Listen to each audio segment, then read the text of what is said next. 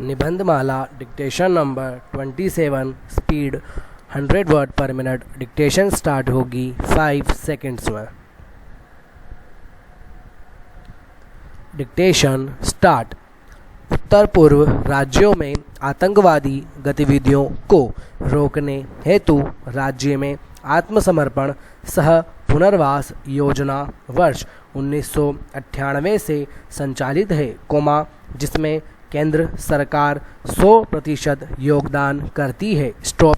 इसके अतिरिक्त नक्सल प्रभावित अन्य राज्यों में भी आत्मसमर्पण एवं पुनर्वास योजना संचालित है, जिसके अंतर्गत आत्मसमर्पण करने वाले नक्सली को कुछ राशि प्रदान कर स्वरोजगार उपलब्ध कराया जा रहा है। Stop para.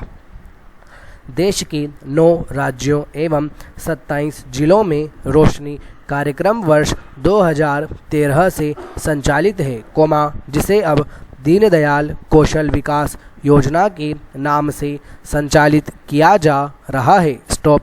इसके माध्यम से युवाओं व महिलाओं को प्रशिक्षण देकर स्वरोजगार उपलब्ध कराया जाता है। स्टॉप। मई 2017 में नक्सली समस्या से निपटने हेतु गृह मंत्री राजनाथ सिंह द्वारा एक नया फॉर्मूला दिया गया, जिसे समाधान नाम दिया गया है। स्टॉप। इसके अंतर्गत स्मार्ट रणनीति, प्रोत्साहन, रोजगार व प्रशिक्षण तथा नक्सलियों के वित्त पोषण को रोकने जैसा प्रावधान किया गया है। Stop para. देश के सबसे अधिक नक्सल प्रभावित जिलों में जवाहर नवोदय विद्यालय तथा केंद्रीय विद्यालय संचालित किए जा रहे हैं। स्टॉप। ऐसे क्षेत्रों में बेहतर संपर्क हेतु सड़क, पुल जैसे कार्यों के साथ मोबाइल कनेक्टिविटी को बढ़ावा दिया जा रहा है। Stop para. वर्ष 2019 से छत्तीसगढ़ में नक्सलियों की समाप्ति हेतु डेवलपमेंट बेस्ड ऑपरेशन चलाया जा रहा है। स्टॉप। साथ ही वर्ष 2022 तक छत्तीसगढ़ को नक्सल मुक्त बनाने का लक्ष्य भी रखा गया है। स्टॉप। यह नक्सल उन्मूलन की दिशा में महत्वपूर्ण पहल है। Stop para. अतः निष्कर्ष रूप में कहा जा सकता है कि नक्सली समाज के अभावग्रस्त, समस्याग्रस्त एवं विक्षुब्ध लोग होते हैं, जिन्हें विकासपरक कार्य द्वारा समाज की मुख्य धारा से जोड़ा जा सकता है। स्टॉप। इसके लिए प्रतिहिंसा का सहारा नहीं किया जाना चाहिए। स्टॉप। राज्य को प्रतिहिंसा वहीं तक करनी चाहिए जहां हिंसा के माध्यम से विकास कार्य बाधित हो रहे हैं। स्टॉप। प्रतिहिंसा नक्सली समस्या का एकमात्र साधन नहीं है। स्टॉप। यदि हम हिंसा के बल पर नक्सली समस्या पर नियंत्रण प्राप्त कर भी लेते हैं, तो इसके लिए हमें भारी कीमत चुकानी होगी। स्टॉप। इसके बावजूद नक्सलियों की मनोवृत्ति में बदलाव होगा या नहीं, यह निश्चित नहीं कहा जा सकता है, इसलिए समावेशी विकास का मॉडल तथा शासन में प्रत्येक वर्ग की भागीदारी इस समस्या का व्यावहारिक समाधान हो सकता है। Stop para. वर्तमान समय में बेरोजगारी एक वैश्विक समस्या बनी हुई है। स्टॉप। चाहे विकसित देश हो या विकासशील देश, दोनों ही अर्थव्यवस्था को यह समान रूप से प्रभावित कर रही हैं। स्टॉप।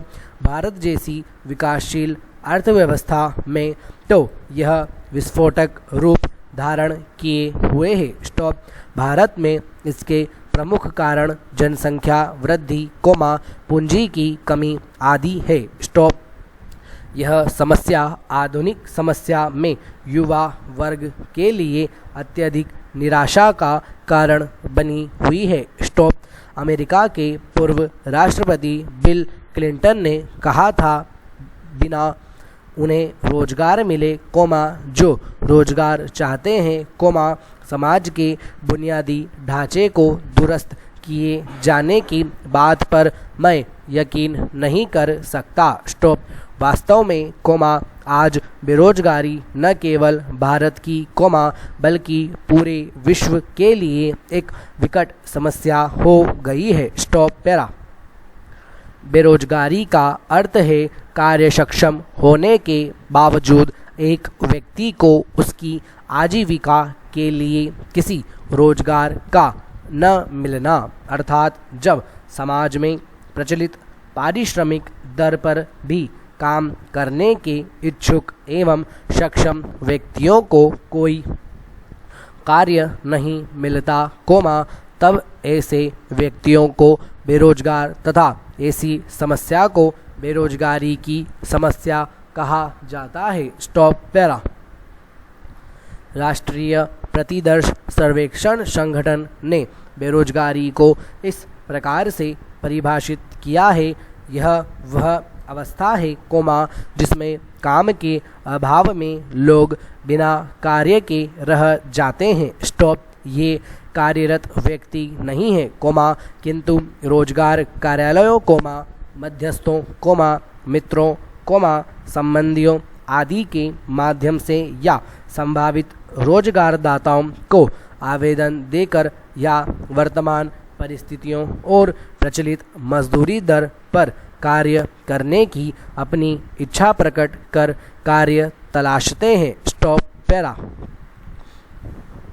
रोजगार के अभाव में व्यक्ति असहाय हो जाता है। स्टॉप। ऐसे में अनेक प्रकार के अवसाद उसे घेर लेते हैं, फिर तो न चाहते हुए भी कई बार वह ऐसे कदम उठा लेता है, जिसकी कानूनी अनुमति नहीं देता। Stop para. भारत में बेरोजगारी के आंकड़े के स्रोत भारत की जनगणना रिपोर्ट, राष्ट्रीय प्रतिदर्श सर्वेक्षण संगठन, केंद्रीय सांख्यिकी संगठन की रोजगार एवं बेरोजगार संबंधी रिपोर्ट तथा रोजगार और प्रशिक्षण महानिदेशालय के रोजगार कार्यालय में पंजीकृत आंकड़े हैं। स्टॉप। राष्ट्रीय प्रतिदर्श सर्वेक्षण संगठन के द्वारा वर्ष 2019 में जारी आंकड़ों के अनुसार वित्त वर्ष 2017-18 के दौरान देश में बेरोजगारी की दर 6.1% है, जो विगत 45 वर्षों में सर्वाधिक है। स्टॉप। आंकड़ों के अनुसार महिलाओं की अपेक्षा पुरुषों में बेरोजगारी की दर अधिक है। स्टॉप।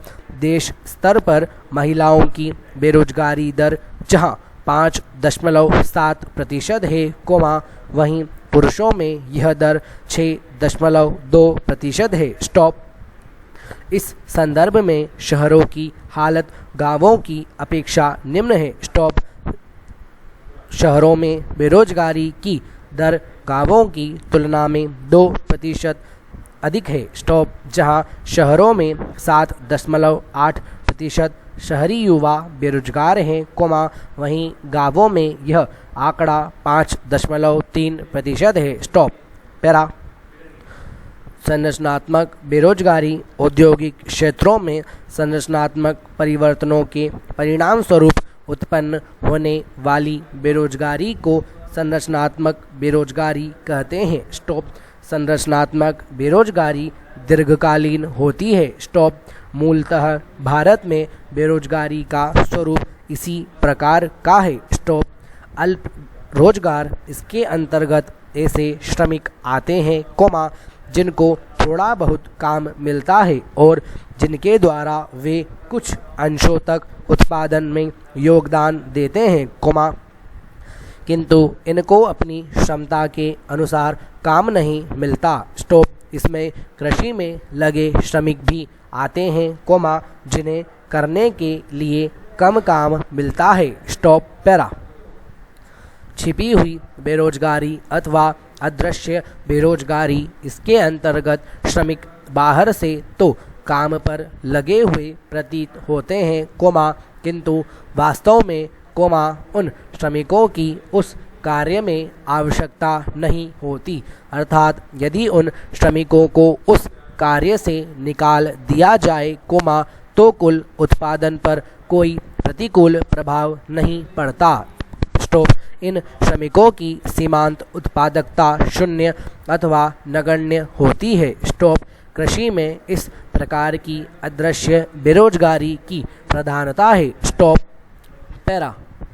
खुली बेरोजगारी, इससे तात्पर्य उस बेरोजगारी से है, कोमा, जिसके अंतर्गत श्रमिकों को बिना किसी कामकाज के रहना पड़ता है, कोमा, उन्हें थोड़ा बहुत भी काम नहीं मिलता है। स्टॉप।